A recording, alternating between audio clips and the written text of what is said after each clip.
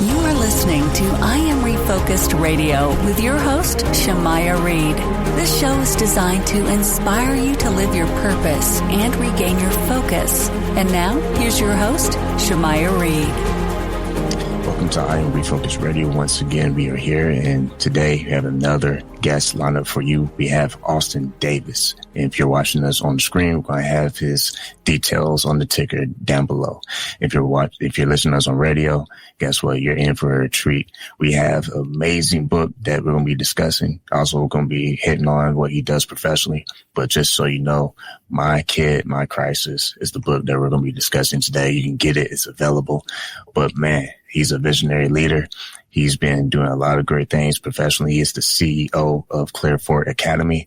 It's the premier teen treatment center in Texas. First and foremost, I know you're always on the go. Austin, thank you for being here. How you doing, man? I'm doing fantastic. It's a good day. I appreciate you being on. A lot of things are happening in your world. You're not just a nationally recognized thought leader, but you also are an expert when it comes to teen mental health, addiction, recovery, and family restoration. So I'll let you do the honors. Tell us a little bit about your professional background and how you got to where you are. Yeah, man, about 15 years ago, I was sitting in a seminary doing a master's in divinity, and kind of had this moment of I guess, clarity or not clarity, to where I abandoned that degree and went and got a master's in counseling, just because I was working with teenagers in local church. And, you know, when they have an issue, we're not exegeting out of Romans to help their issues. I'm asking them questions. And so that skill set and giftedness was just real evident. And so I started pursuing that professionally. And so got my master's in counseling, started working in some psych hospitals and public mental health. And, you know, about 7-8 years ago now, started Clearfork Academy. And so kind of get to marry those two callings, that youth pastor thing and that clinical, put those two things together. And, you know, the idea of Clearfork is we're just standing at the crossroads of these kids' lives. They're struggling with mental health and substance use. And so we get to help get them on the right track. Well, you believe everyone has a story. Everyone has a path in their life. When you're specifically putting your attention towards teens, what are some of the things that you've been able to learn about how their behavior shifts? And if so, how they can benefit from, them and their parents can benefit from reading this book as well? Yeah, I think, you know, in the book, we just kind of narrated some stories that I've seen over the last 15 years of families that are in crisis. And, you know, I think identity is the crux of that. And the title of the book really came from when I was 30 years old and my wife, we found out we were pregnant. And I just had this oh crap moment of I'm going to be a dad. My life and profession is helping kids and families, and you know, and now my whole identity has changed. I'm not just an athlete, not just a musician. I'm going to be a dad. And what all the fears and doubts and worries. And it was literally a moment of identity crisis for me. And so these families that we work with, our kids walk through our doors, and they're really trying to answer that one question: who am I? Who in the world am I? You know, am I, just fill in the blank, right? All the things, all the identities that they lay on themselves, or pretend to be. And so we help sort that out. With your personal journey as a parent, have you ever felt that you were alone during that whole journey, or at least a chapter in that journey? And if so, how have you used the book to kind of not just illustrate your piece in that part, but how people can overcome that? Yeah, I tell my kids and my team, pretty much anybody, I live by this mantra of, man, you're the sum of the 5 people that you hang around. And so that was that part of that crisis is like my buddies that we went to the gym with, those switched over to my buddies that were pushing strollers on Saturday morning, you know? So Community is the key. I think in any venue in life, and especially in, recovery, families come in feeling really, really, really isolated. And when we put them in a room with 20 or 30 other people and somebody starts talking, and then somebody on the other side of the circle goes, "Oh my God, I thought I was the only one." And then 5 other people say the same thing. And so we really stress community and connectivity.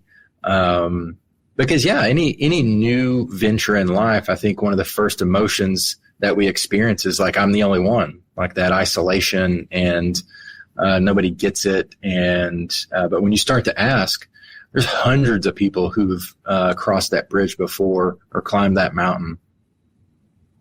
And for professionals, those like yourself, you have a full calendar. You got a lot of things that you had to hit day in, day out. What are some systems or approaches that you discuss in the book that can help people with professional careers and demanding schedules to navigate this whole journey?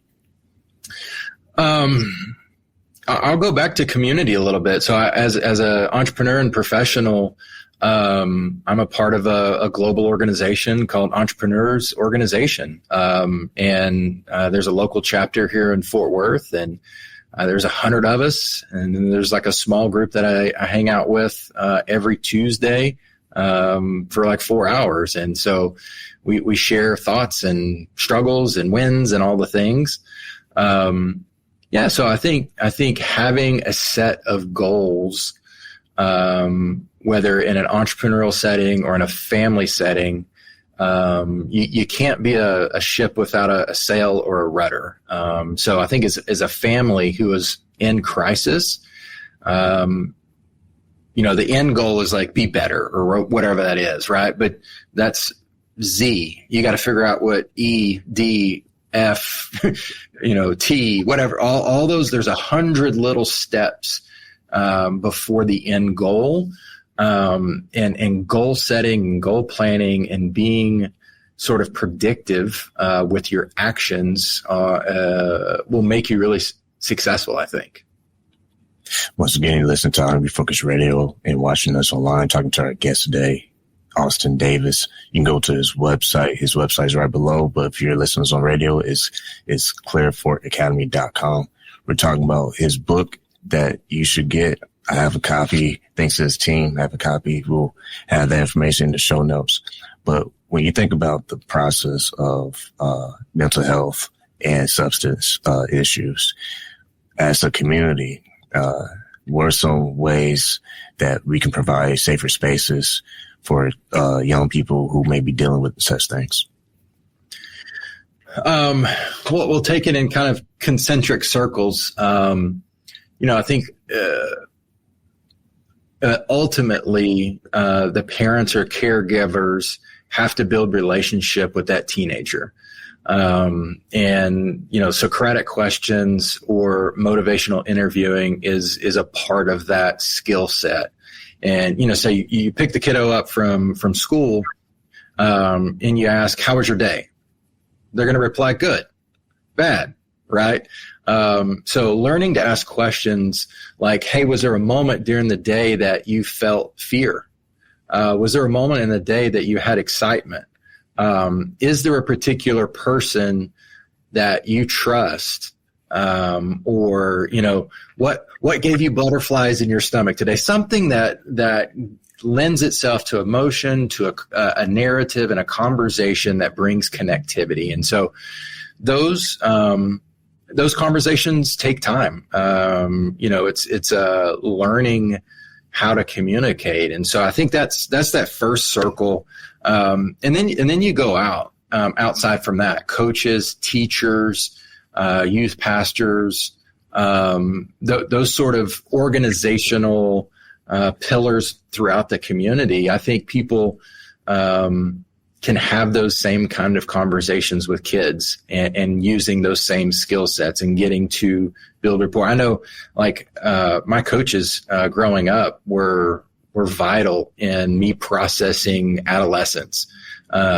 just sitting in their office, connecting with them, instead of sitting in the back of the bus on a 2-hour bus ride, it was sitting up to the coach and, talking to him, and then youth pastors. And then when I got into undergrad and grad school, it was sitting in professor's office, I always go back to me and Dr. Effler or, some of the other professors that were just formative in my life. And that was two parts. It was me willing to sit in the office and feel awkward, and it was them putting down their tasks and to-do lists to invest in me. So I think it's that, the home and then those surrounding folks. And that's the key, what you said about investing. When we invest our time, it makes a world difference. When we say, you know what, despite what my schedule looks like, I'm going to just clear it for this moment, because you never know when that moment can ever come again. And I always think of life in that snapshot. Always dive into that moment while you have it, because if you don't, not to quote 8 Mile, but if you lose this opportunity and let it slip, it's gone for good, man. So as you deal with not just young people, youth, but also parents, talk about grace, because a lot of times parents, they can be overwhelmed with what's going on, in their household and out in the world. How can parents extend grace for themselves and not be too, harsh on judgmental if they're doing good enough? Yeah.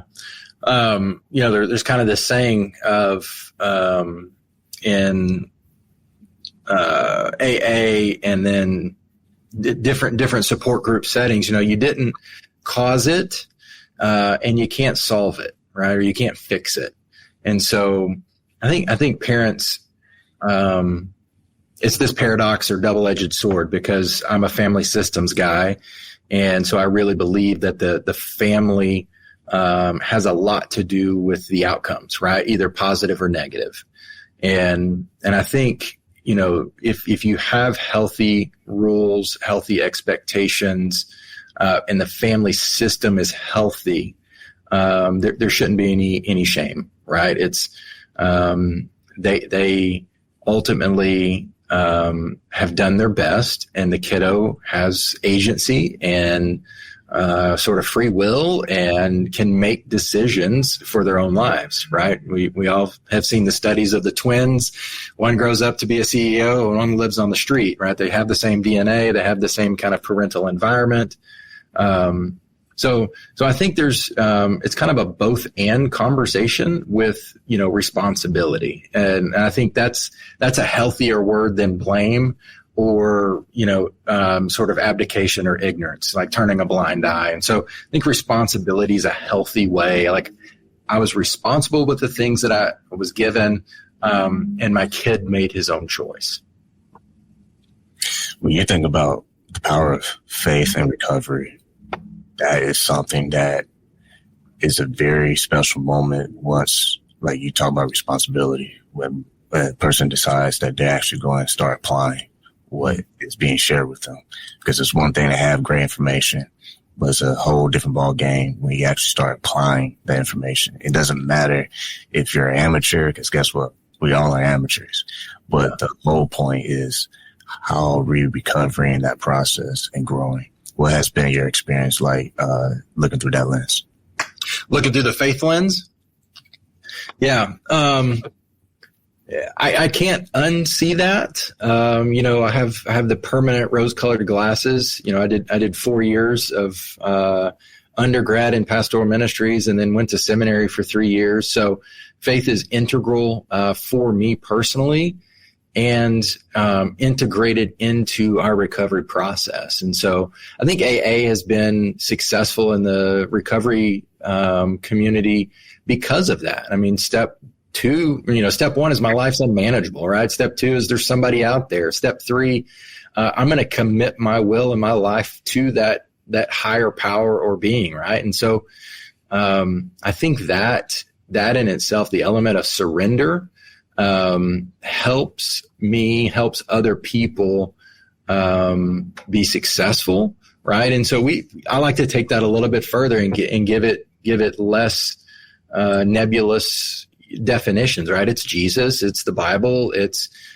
Christian community. And I think, you look at longevity studies and the people who live to 100 years old, community is huge. And in faith community specifically is a key identifier in most of those research projects. And so we see that in recovery with mental health and substance use as well. And so I think it helps answer that question of who am I in a definitive way sometimes. When you look at access to academic knowledge plus ministry experience, how does that also combine in creating systems for these young people? Because a lot of times we have society that's just going to give them all kinds of resources, but there's some better options. Trying to reframe that question in my mind. Like, so how does academics and faith kind of fit together? Is that what you're thinking? Sometimes they don't, and so they're at juxtaposition. And I think this is a familial responsibility that families have to have goals, right? And have like family values. And if those academic or social pressures, I'll call them, are against what the home believes, right? I think the family needs to step in and say, hey, look, like, I'll expose you to that to a certain degree, but you have to reframe it. You have to, if you want to curate that narrative for your family, you have to be really diligent at it. And I mean, I have 3 kids, 8, 10, and 12, and we homeschool for that reason. Because we want to curate that narrative. We want to shape their minds and indoctrinate them in a certain way, and not let, the world, right? We'll use air quotes there, the world to shape their worldview. And a quick follow-up on that. When you see how they do have options, they can have the scroll effect and just scroll for days and let that be their babysitter. How do you try to just keep intact that you want them to make their own decisions, but at the same time, you want to kind of help guide them to pay attention to what's really going on? Because if you're not careful, you just get caught up in things you shouldn't be caught up in. Yeah, the digital addiction stuff is huge, right? We don't allow that in our treatment center. We fight against it with our employees. So it is definitely attached to everyone today. And so I think, again, what is the goal? What is the family value and narrative? And you set filters and guardrails, both physical and relational. And so having some rules around it, we don't bring our phones to the dinner table. My wife and our kids aren't going to have phones probably forever if I can keep it, because we know that's addictive, it's harmful. The science is available and there to prove, it's not just I'm making stuff up. It's there, and it's ruining the dopamine centers of this generation. Once again, listen to Iron Refocus Radio and watching us online. Talking to our guest today, Austin Davis. You can go to his website, clearforkacademy.com. My next question for you is, when you look at mental health, is almost like a buzzword now. A lot more people are being open about it. A lot more people are talking about it. But when it comes to mental health from a standpoint of prevention and from reaction, what are some ways that we can help shift how people look at mental health when it comes to prevention and reacting to it? Yeah, I think it's certainly a buzzword, right? And we think mental health is a negative connotation in some way.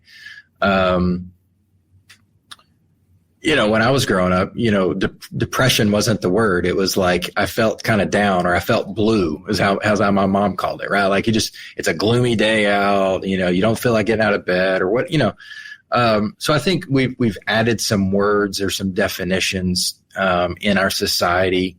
And the key thing is like we all have this array of emotion. It is very normal to have ups and downs and arrays of motion. What I think this generation where we're at now is they're owning those emotions. They say, I am anxious. I am depressed. And it's really it's a misnomer.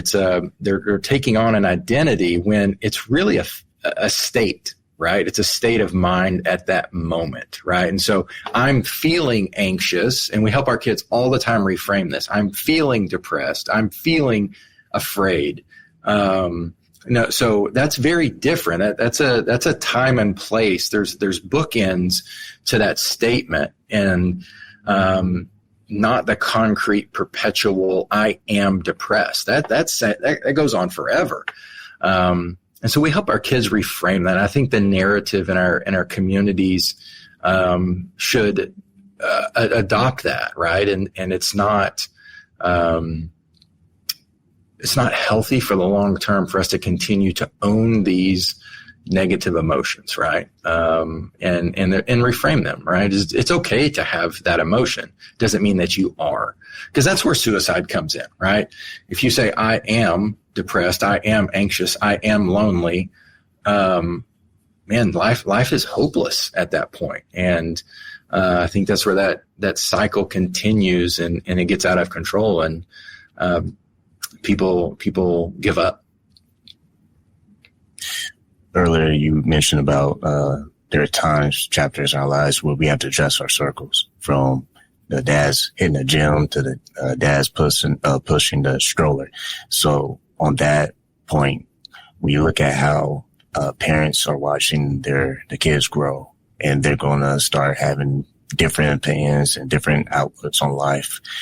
What are some ways that they can maybe slow down and say, you know what, how can we catch this thing that I'm seeing? Maybe they're seeing a dark cloud and they want to just do it in a way where they're not being their best friend, but they're not being their worst enemy. How have you been able to deal with that as a parent? I think family rhythms are very important. It's Friday, and today we're going to do breakfast for dinner and watch a movie with our kids. We do that regularly. We have Saturday morning family fitness time. So we get on our bikes and we go ride, or we work in the yard, or we have these family rhythms. And I think families that have good rhythms naturally solve problems together in those moments. When it's always chaos, it's always going to and from, there's very limited predictability.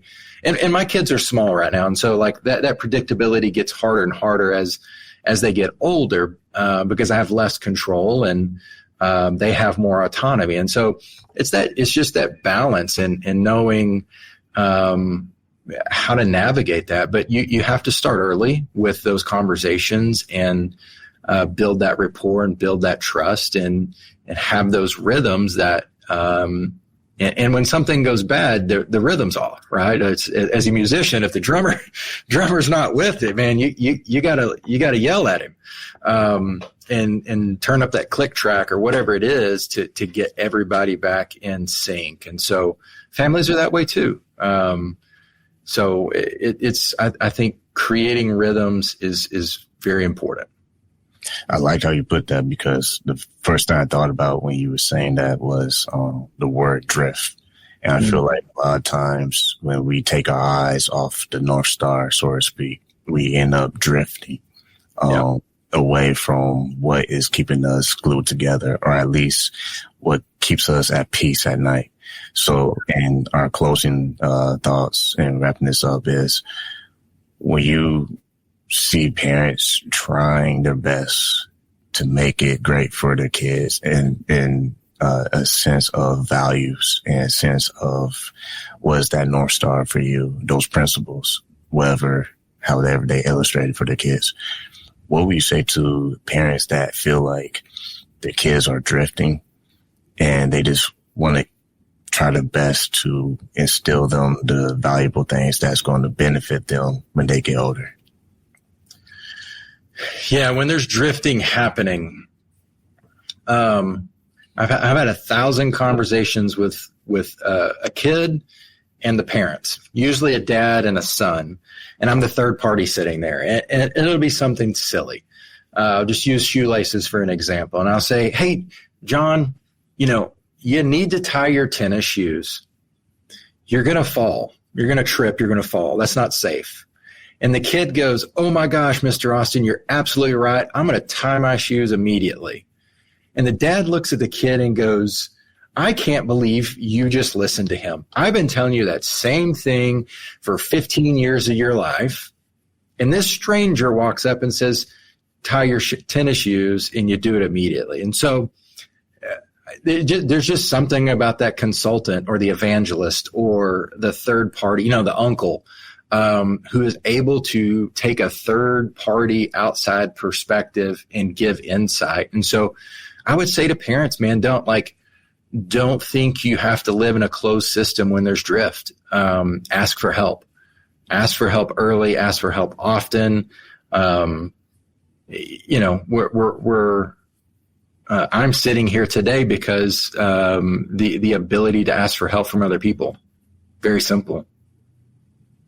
Well, once again, you've been listening to Refocus Radio and watching us online.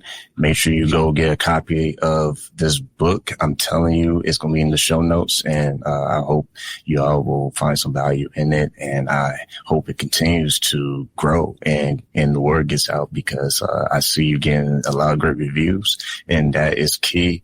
That you have struck on something, you hit some nerve, so that's a good thing. So once again, like always, for you, Austin, I want to say thank you for your time, man. Thank you. I appreciate it.